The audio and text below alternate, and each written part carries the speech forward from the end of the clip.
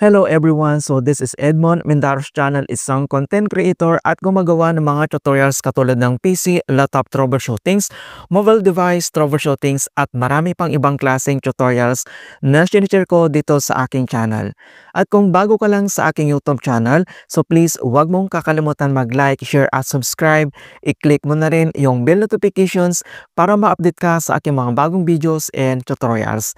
So sa video ito ay pag-uusapan natin at i-guide ko kayo on how to link or unlink Shopee video profile on affiliate storefront on Shopee app. So sa mga bago lang na hindi pa alam kung paano natin i-link yung ating Shopee video profile affiliate dito sa affiliate storefronts, ay ang video ito ay makakatulong sa iyo as your guide. So huwag na nating patagalin at start na natin. So ang ibig sabihin ng affiliate storefront, isa itong bagong feature settings ni Shopee kung saan lahat ng product collections na pinopromote natin sa ating Shopee video profile ay nasa iisang locations na. Pwede mong i-link yung Shopee video profile mo, pwede mong unlink, and then pwede mo na rin i-categorize ito. Mas madali na lang ma-access at very organized na ito dito sa ating Shopee app.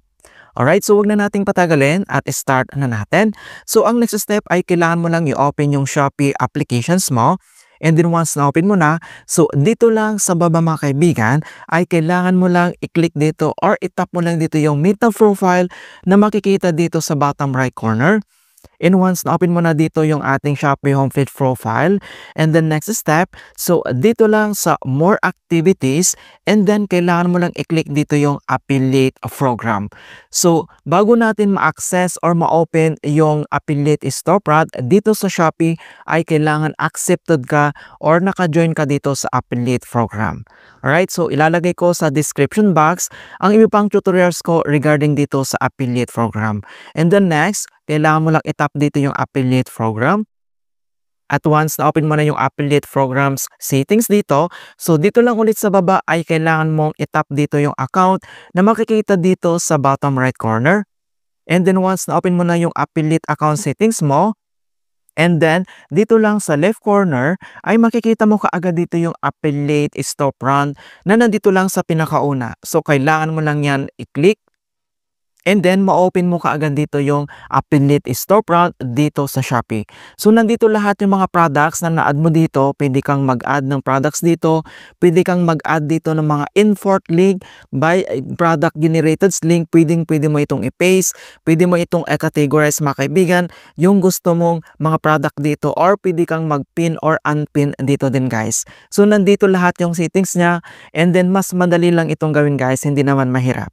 Alright, so kung paano ba natin i-link dito yung ating Shopee video profile. So makikita nyo guys na hindi pa na-link yung ating Shopee video profile affiliate. So wala pa dito. So kung paano natin ito i-link or unlink, so dito lang sa top right corner, makikita mo dito yung icon settings, katabi ng share icons or yung preview. I-tap mo lang dito yung icon settings. And then, dito sa ating storefront settings, and then kailangan mo lang mag-scroll down or makikita mo kaagad dito sa gitna guys, yung dalawang option dito. So, mayroon ditong display Shopee live or display Shopee video. So, ito yung sinasabi ko na display Shopee video. Ito yung ating Shopee video profile. So, dito tayo nag-upload ng mga entry natin as Shopee affiliate guys na nilalagay natin dito o pinopromote natin. So, magkaiba kasi yung ating Shopee video profile and then dito sa storefronts. So, pwede mong i-link dito. So, kung paano ba ito i-link? So, dito lang sa right corner, makikita mo dito yung kanyang button. So, i-toggle on lang natin. And once na-toggle on mo na siya, makikita mo dito na naka-green na. And then, i-click mo lang dito yung save. Ayan, so updated successfully. And back tayo dito sa ating storefront homepage. So makikita mo na dito yung ating Shopee video profile. Yung under lang dito sa ating storefront name. So itap mo lang dito yung Shopee videos.